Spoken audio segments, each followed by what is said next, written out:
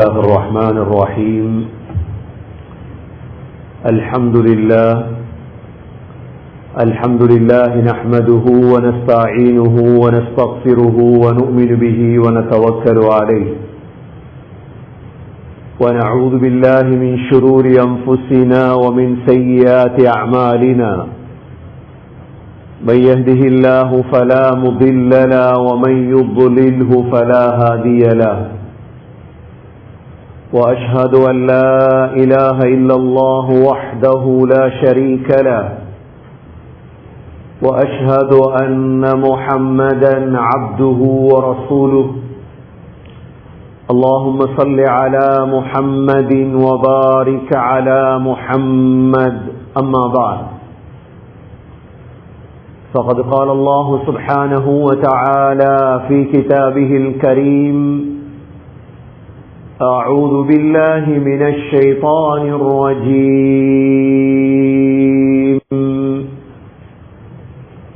بسم الله الرحمن الرحيم.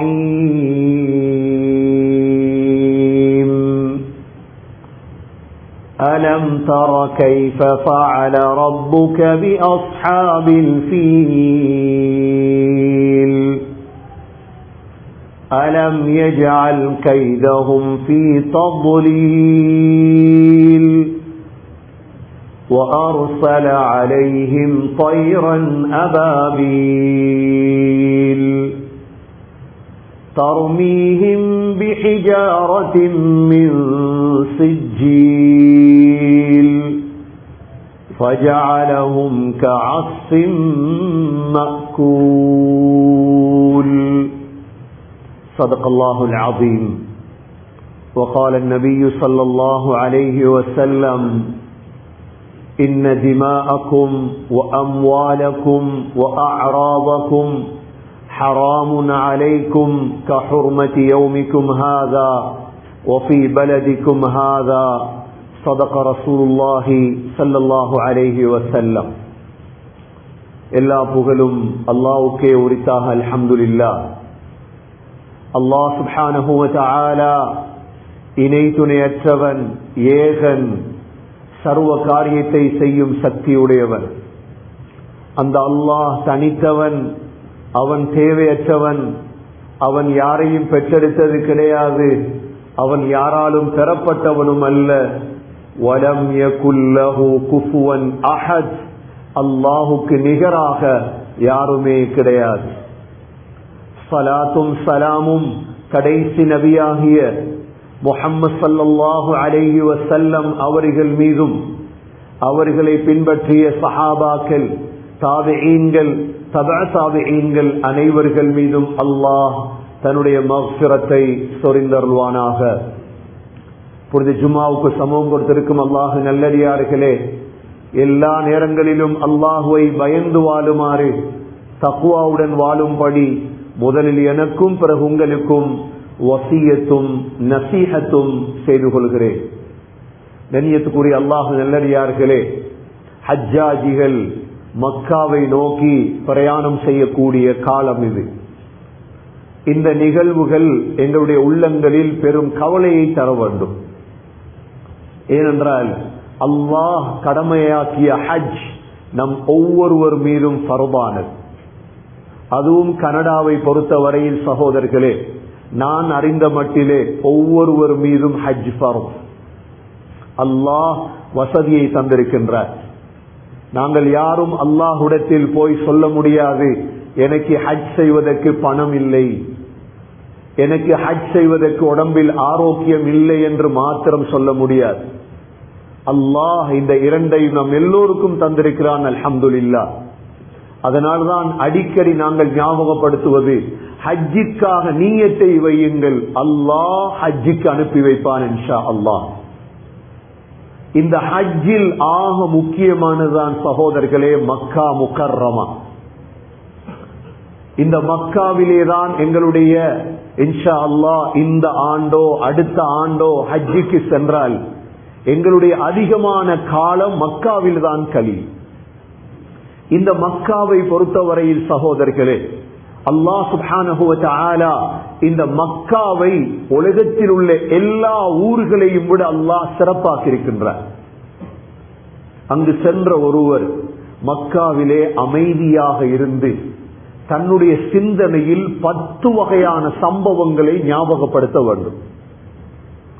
மக்காவிலே உட்கார்ந்து ஹோட்டல் எவ்வாறு இருக்கிறது, காபாவுடைய புடவை எவ்வாறு இருக்கிறது, காபாவுடைய காப்பட் என்ன, அதனுடைய மாபல் என்ன என்று பார்ப்பதை விட மக்காவிலே ஒரு ஓரத்திலே உட்கார்ந்து சகோதரர்களே 10 வரலாறுகளை அவர் ஞாபகப்படுத்த வேண்டும். ஏன்? அல்லாஹ் சத்தியம் செய்த ஊர் அந்த ஊர்தான். லா உக்ஸிமு பிஹாதல் பலத், அல்லாஹ் சொன்னான் இந்த மக்காவின் மீது சத்தியம் செய்கின்றேன். வத்தீனி வஸ்ஸைத்தூன் வதூரி சீனீன வஹாதல் பலதில் அமீன். அத்தி மரத்தின் மீது சத்தியம் செய்கின்றேன், ஜெய்தூன் மீது சத்தியம் செய்கின்றேன், இந்த அச்சமற்ற மக்காவின் மீது சத்தியம் செய்கின்றேன். மக்காவிலே காபாவுடைய ஒரு ஓரத்தில் இருந்து கொண்டு நாம் நினைக்க வேண்டிய முதலாவது சம்பவம் என்ன தெரியுமா?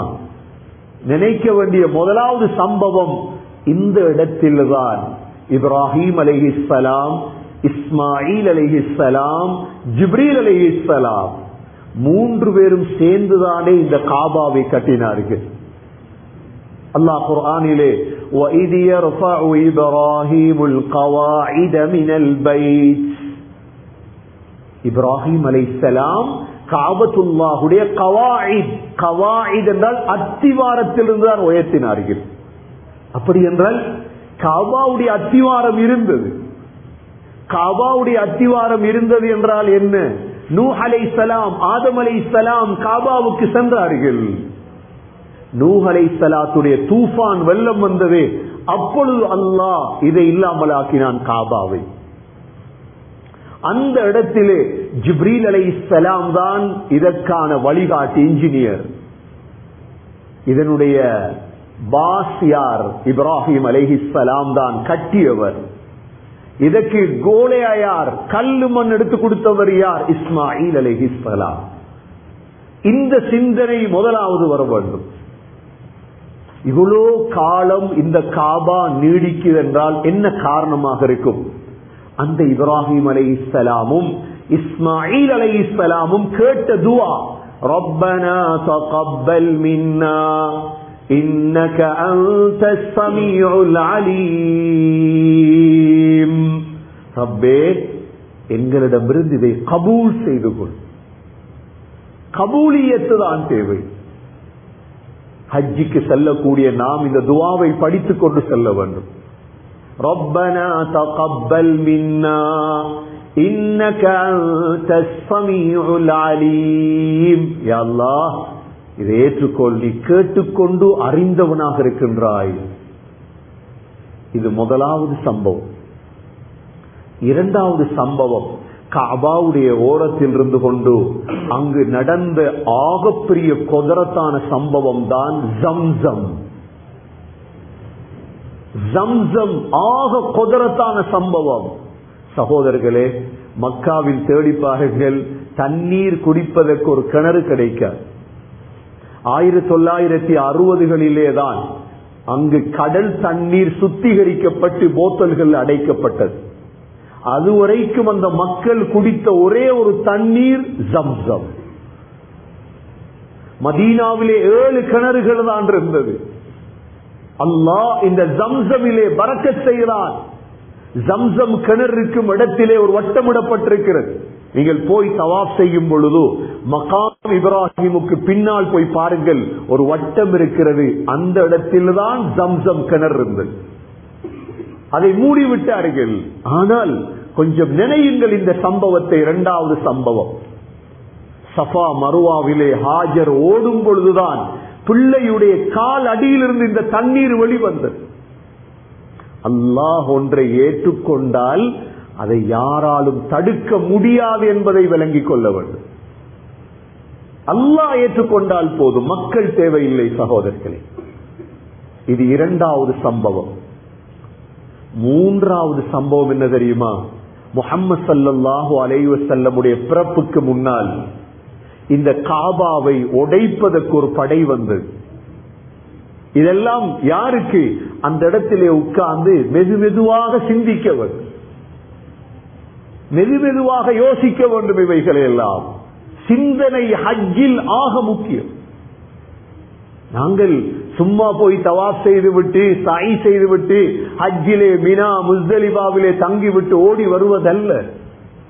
சிந்தனை ரீதியான மாற்றம் தேவை.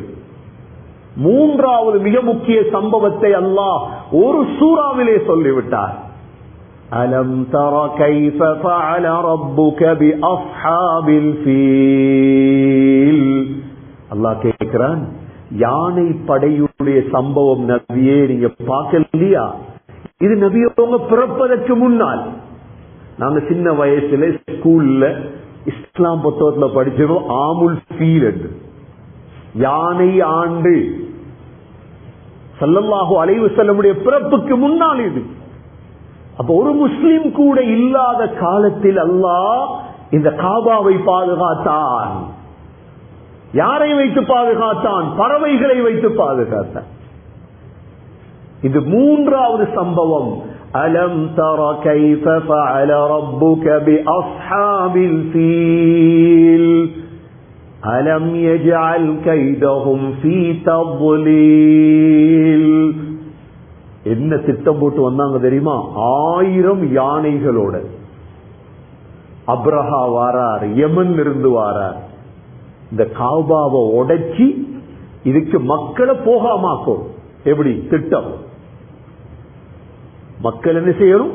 போகாமாக்கணும். ஏனென்றா யமன் ஒரு காபா காட்டி இருந்த, அதற்கு மக்களை கூப்பிட்டார், யாரும் போகல.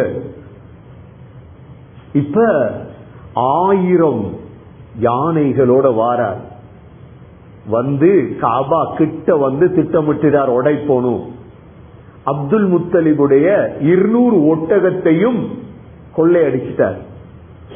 அப்துல் முத்தலிப் ஸல்லல்லாஹு அலைஹி வஸல்லமுடைய அப்பா.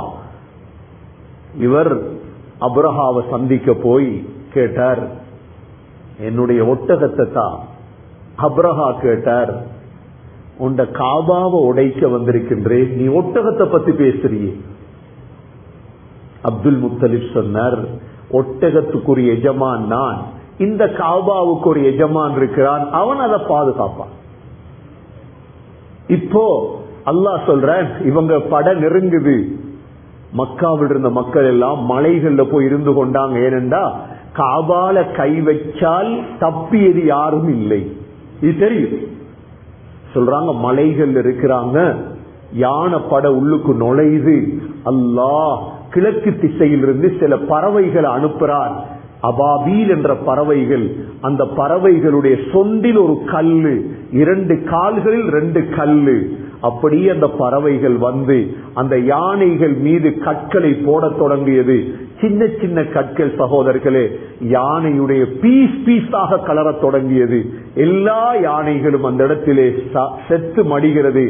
அப்ரஹாவுடைய தலையில் ஒரு கல் விழுந்தது. அப்ரஹாவுடைய ஒவ்வொரு விரலாக விழத் தொடங்கியது. அவன் திரும்ப சனாவுக்கு போய் சேர்ந்தான். சேரும் பொழுது அப்படியே அவன் நாசமாகிவிட்டான். இந்த சம்பவத்தை கொஞ்சம் நினைங்க. காபாவுக்கு போய் அலம் யஜஅல் கைதஹும் ஃபீ தضلீல் வஅர்ஸல அலைஹிம் தைரன் அபாபீல். அல்லாஹ் சொல்றார், புல்புல் அபாபீல் என்ற பறவைகளை அனுப்பினோம். அந்த பறவைகளுடைய கால்கள் என்ன இருந்தது? ஹிஜாரதம் மின் சிஜ்ஜீல், சுடப்பட்ட கற்கள் இருந்தது.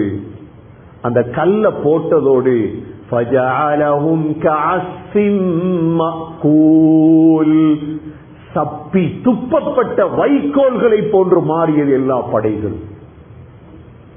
இது மூன்றாவது சம்பவம். எந்த வரலாற்று முக்கியத்துவம் மிக்க இடமாக இருக்கும் எங்களுடைய காபா மக்கா. நான்காவது சம்பவம் ரஹ்மத்துல்லில் ஆலமீன் அஷ்ரஃபுல் மக்லூகாத் முஹம்மது ஸல்லல்லாஹு அலைஹி வஸல்லம் பிறந்த பூமி. அது சாதாரண பூமி அல்ல. ரபியுல் அவ்வல் மாதம் திங்கட்கிழமை ஃபஜ்ருக்கு பிறகு பிறந்தார்கள் ஸல்லல்லாஹு அலைஹி வஸல்லம். அல்லாஹ் சொல்கிறான், அலம் யஜிதுக யதீமன் ஃபஆவா ووجدك ضالا فهدى ووجدك عائلا فأغنى. நபியே, வாப்பா இல்லாத அனாதையாத்தானே நீங்க பிறந்தீங்க. ஸல்லல்லாஹு அலைஹி வஸல்லம் பிறந்த தினம், பிறந்த இடம் அது.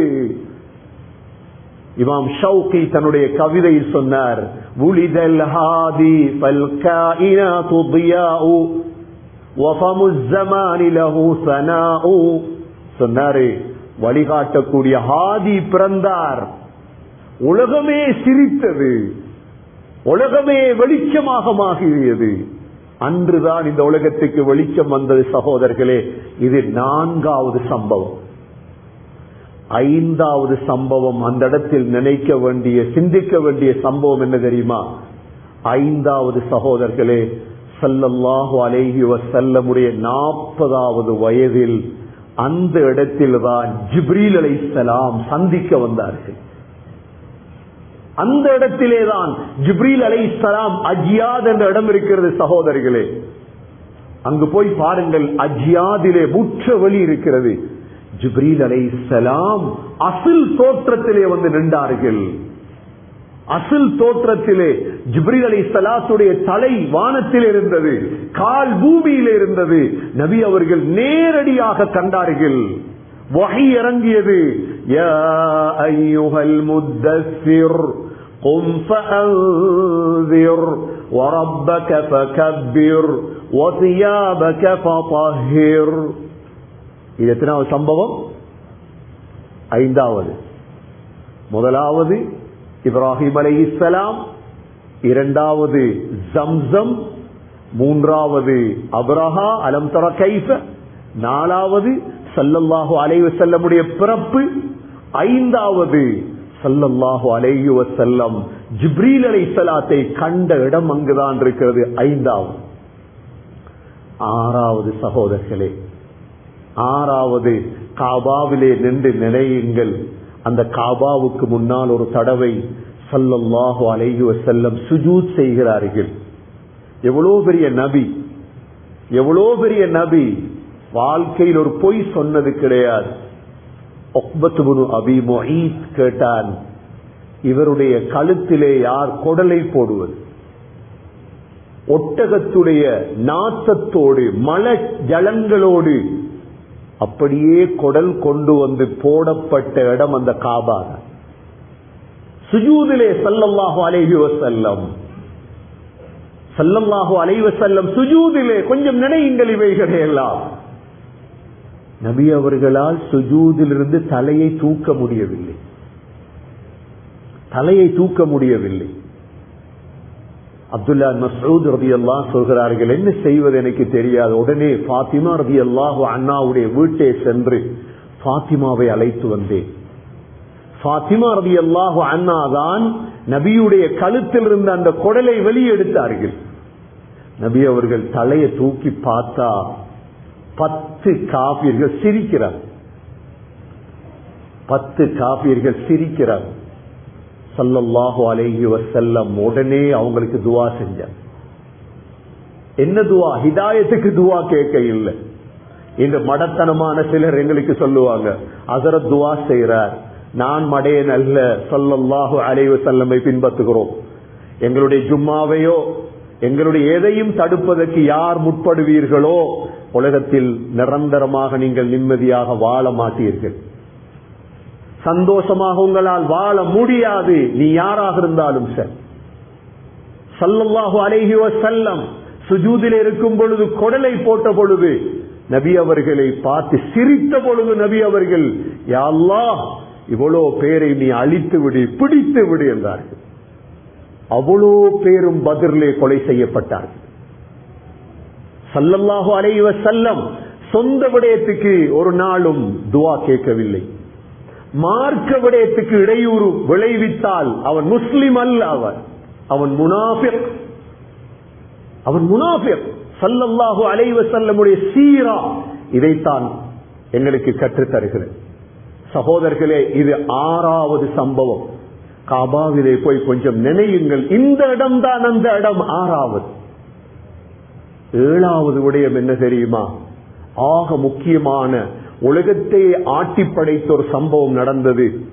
ஒரு நாள் மக்காவிலே நபி அவர்கள் இருக்கிறார்கள். எல்லா காபீர்களும் வந்து சொன்னார்கள், முஹம்மத், நீங்க உண்மையாக இருந்தால் இந்த சந்திரனை பிளந்து காட்ட வேண்டும். இந்த சந்திரனை 2ஆக பிளந்து காட்ட வேண்டும். மக்காவிலே போய் தேடுங்கள். 2 மலை இருக்கிறது காபாவுக்கு பக்கத்தில். முதலாவது மலை ஜபலு அபி குபைஸ். இதுதான் உலகத்துடைய முதலாவது மலை. 2வது மலை ஜபலு குஐகான், அதுக்கு பக்கத்தில் இருக்கிறது. முழு காபீர்களும் முன்னால் வந்து, அதுவும் பௌர்ணமி நிலவு நாள், ஸல்லல்லாஹு அலைஹி வஸல்லம் அல்லாஹ்விடத்துல துஆ கேட்டாங்க, யா அல்லாஹ், இந்த சந்திரனை பிளந்து காட்டியா அல்லாஹ். எவ்வளவு ஆச்சரியமாக இருந்திருக்கும். அல்லாஹ் சொன்னான், உங்களோட விரலை மட்டும் சந்திரனுக்கு காட்டுங்க, நான் பிளக்கிறேன். ஸல்லல்லாஹு அலைஹி வஸல்லம் விரலை காட்டினாங்க, 2ஆக பிளந்தது சந்திரன். அரைவாசி வந்தது ஜபல் அபி குபைஸ் பக்கம், மற்ற அரைவாசி வந்தது ஜபல் குஐகான் பக்கம். அல்லாஹ் குர்ஆன்ல சொல்றான், இக்தரபத்திஸ் ஸாஅத்து வன்ஷக்கல் கமர் وَإِنْ يَرَوْا آيَةً يُعْرِضُوا وَيَقُولُوا سِحْرٌ مُسْتَمِرٌ.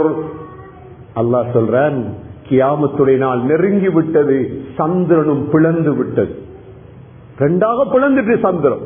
இன்றைக்கு நீங்க போய் ஆராய்ச்சி பண்ணுங்க, நாசாவுடைய எல்லாத்திலையும் அன்று பிளந்த பிளப்பு இன்னும் இருக்குது. ஒருவர் கூட இஸ்லாத்துக்கு வரல. ஆனா வரலாறு சொல்லுது என்ன தெரியுமா? இந்த சந்திரன் பிளந்தத மலபார் மன்னன் பார்த்து கொண்டிருந்தார். கேரளாவில் இருந்த மலபார் மன்னன் இதை பார்த்து கொண்டிருக்கிறார். சந்திரன் பிளக்குது. உடனே தேர்றார், ஏன் சந்திரன் பிளந்து? சும்மா பிளக்காது சந்திரன். 2 பேர் அனுப்பி வைத்தார். வரலாறுகள் சொல்லுது, இந்தியாவில் உள்ளவங்கள்ட்ட கேளு, கேரளாவில் இருக்குது முதல் பள்ளிவாசல். 2 பேரும் வாராங்க, சந்திரன் பிளந்த செய்தியை கேள்விப்படுறாங்க. 2 பேரும் இஸ்லாத்தை தழுவுறாங்க. அதுல ஒருவர் மஸ்கத்ல மரணித்தார், ஒமான்ல அவருடைய கபர் இருக்கிறது. மற்றவர் போய் அவரிடம் சொல்லி அந்த மன்னர் இஸ்லாத்தை தழுவினார், மலபார் மன்னர். இந்த சந்திரன் பிளந்தது சகோதரர்களே மக்காவிலேதான். இது எத்தனாவது சம்பவம்? 7வது சம்பவம். அமைதியாக நினைங்கள், இவ்வளவு பெருமதியான ஊரா இது. 8வது சம்பவம் சகோதரர்களே, 8வது சம்பவம் ஸல்லல்லாஹு அலைஹி வஸல்லமுடைய அந்த காபாவுடைய பள்ளி இருக்குது, அந்த இடத்திலேதான் உம்மு ஹானி ரலியல்லாஹு அன்ஹாவுடைய வீடு இருந்தது. அந்த வீட்டுக்குள் தூங்கிக் கொண்டிருக்கும் பொழுதுதான் ஸல்லல்லாஹு அலைஹி வஸல்லமை ஜிப்ரீல் அலைஹிஸ்ஸலாம் மிஅராஜுக்கு எடுத்து சென்றார்கள். அங்கிருந்துதான், காபாவில் இருந்துதான் ஸல்லல்லாஹு அலைஹி வஸல்லம் மிஅராஜ், சுப்ஹானல்லதி அஸ்ரா பிஅப்திஹி லைலம் மினல் மஸ்ஜிதில் ஹராம் இலல் மஸ்ஜிதில் அக்ஸா அல்லதி பாரக்னா ஹவுலஹு லினுரியஹு மின் ஆயாத்தினா இன்னஹு ஹுவஸ் ஸமீஉல் பஸீர். அங்கிருந்துதான் சென்றார்கள். நீங்கள் உங்களுடைய வழிகாட்டிகளோடு போனால் அந்த இடத்தையும் காட்டுவார்கள். நான் நினைக்கிறேன் 49வது கேட் நம்பருக்கு பக்கத்திலே தான் அந்த வீடு இருக்கிறது. 8வது 9வது சம்பவம் நான் ஜும்மாவை சுருக்குவதற்காக சுருக்கிக் கொண்டு செல்கிறேன். சுருக்கம் அல்ல, போயிருந்து அந்த இடத்தில் படியுங்கள். இவைகள் எல்லாம் நீங்கள் பார்த்திருப்பீர்கள். கனடாவுடைய ஒட்டாவாவிலே பார்லிமெண்ட்டுக்கு பக்கத்திலே டூரிஸ்ட் வருவார்கள், ஒரு பேனையும் கொப்பியோடும் வருவார்கள், வந்து எழுதுவார்கள் வரலாறுகளை. நான் டவுன் டவுன்ல பார்த்திருக்கிறேன். பார்லிமெண்ட்ல உள்ளே மக்கள் இருந்து வரலாறு, யார் எழுதினது, யார் என்ன செஞ்சது. சகோதரர்களே, எவ்வளவு அழகான வரலாறுகள் மக்காவில் இருக்கிறது. பேனையும் கொப்பியோடும் சென்று படியுங்கள், படித்துக் கொடுங்கள். இதுதான் ஹஜ். சாமான் வாங்கிட்டு வருவதற்கு பேர் அல்ல ஹஜ். எவ்வளவு படிக்க வேண்டி இருக்கிறது சகோதரர்களே. 9வது வரலாறு என்ன தெரியுமா? முஹம்மது ஸல்லல்லாஹு அலைஹி வஸல்லமை 3 ஆண்டுகள் ஜெயிலிலே போட்டடம் அங்குதான் இருக்கிறது. தற்பொழுது இருக்கிறது பெலஸ் இருக்கிறது, மன்னர்களுடைய பெலஸ். இந்த பெலஸுக்கு பக்கத்தில் போகுங்கள், ஒரு பஸ் ஸ்டாண்ட் இருக்கிறது. நாலாபுரம் மலை அடிவாரங்கள், நடுவில் ஒரு பரந்த வெளி இருக்கிறது. அதற்கு பேர் தான் ஷுஅப் அபி தாலிப் ஸல்லல்லாஹு அலைஹி வஸல்லமுடைய 47 வயது தொடக்கம் 50 வயது வரை 3 ஆண்டுகள் முழு ஸல்லல்லாஹு அலைஹி வஸல்லமையும் குறைஷிகளையும் ஜெயில் போன்ற அந்த காலத்திலே பொருளாதார தடை விதித்து அடைத்து வைக்கப்பட்ட இடம். சகோதரர்களே, 10வது கடைசி வரலாறு நினைக்க வேண்டிய ஒரு வரலாறு என்ன தெரியுமா? அந்த இடத்தில் வாழ்ந்து 53 ஆண்டுகள் சேவை செய்த அந்த உத்தம நபி முஹம்மது ஸல்லல்லாஹு அலைஹி வஸல்லமை கொலை செய்வதற்கு ஊரே திட்டமிட்டது. முழு ஊரும் திட்டமிட்டது. உண்மை சொன்னதற்கு இந்த நிலைமையா? குர்ஆனை பேசியதுக்கு இந்த நிலைமையா? திட்டமிட்டார்கள். ஒவ்வொரு கபீலாவும் திட்டமிட்டது. வாள்களோடு வந்து முஹம்மது ஸல்லல்லாஹு அலைஹி வஸல்லமுடைய வீட்டுக்கு முன்னால் வாள்களோடு நிற்கிறார்கள். அவ்வளோ உயர்ந்த நபியை கொலை செய்வதற்கு அல்லாஹ் அறிவித்தான், நபியே வெளியாகுங்கள், ஊரை விட்டு வெளியாகுங்கள். சுபகுடைய நேரம் வெளியானார்கள். அதுதான் பெயர் ஹிஜ்ரத். ஸல்லல்லாஹு அலைஹி வஸல்லம் கடைசியாக மக்காவை பார்த்து அழுதார்கள். கண்ணீர் வடிகிறது. சொன்னார்கள், மக்காவே, நான் உன்னை விட்டு பிரிய விருப்பம் இல்லை. என்னுடைய சமூகம் என்னை வெளியேற்றுவதால் தான் நான் போகிறேன் என்று அழுதுவிட்டு வந்தவர்கள் அதற்கு பிறகு அங்கு போய் ஒரு மாதம் கூட ஒழுங்காக தங்கவில்லை. சகோதரர்களே, இந்த 10 சம்பவங்களும் எங்களுடைய வரலாறை மாற்றும். மக்காவுக்கு போய் இருந்து முதலாவது இப்ராஹிம் அலைஹிஸ்ஸலாம், இஸ்மாயில் அலைஹிஸ்ஸலாம் கட்டியதை ஞாபகப்படுத்துங்கள். இரண்டாவது ஹாஜர் இஸ்மாயில் அலைஹிஸ்ஸலாத்துடைய ஜம்சமை ஞாபகப்படுத்துங்கள். மூன்றாவது அலம் தர கைஃபை அப்ரஹாவை ஞாபகப்படுத்துங்கள். நான்காவது அலம் யஜ்துக யதீமன் ஃபஆவா முஹம்மது ஸல்லல்லாஹு அலைஹி வஸல்லமுடைய பிறப்பை ஞாபகப்படுத்துங்கள். ஐந்தாவது முஹம்மது ஸல்லல்லாஹு அலைஹி வஸல்லமுக்கு ஜிப்ரீல் அலைஹிஸ்ஸலாத்தை சந்தித்தை ஞாபகப்படுத்துங்கள். ஆறாவது முஹம்மது ஸல்லல்லாஹு அலைஹி வஸல்லமுடைய கழுத்திலே குடல் போடப்பட்டதை ஞாபகப்படுத்துங்கள். ஏழாவது முஹம்மது ஸல்லல்லாஹு அலைஹி வஸல்லம் சந்திரனை 2ஆக பிளந்து காட்டியதை ஞாபகப்படுத்துங்கள். எட்டாவது முஹம்மது ஸல்லல்லாஹு அலைஹி வஸல்லம் அங்கிருந்துதான் மிஅராஜ் சென்றார்கள், அதை ஞாபகப்படுத்துங்கள். ஒன்பதாவது முஹம்மது ஸல்லல்லாஹு அலைஹி வஸல்லம் 3 ஆண்டுகள் ஷுஅப் அபி தாலிப் என்ற ஜெயிலில் அடைக்கப்பட்டதை ஞாபகப்படுத்துங்கள். 10வது சகோதரர்களே, ஸல்லல்லாஹு அலைஹி வஸல்லமுடைய ஹிஜ்ரத்தை ஞாபகப்படுத்துங்கள்.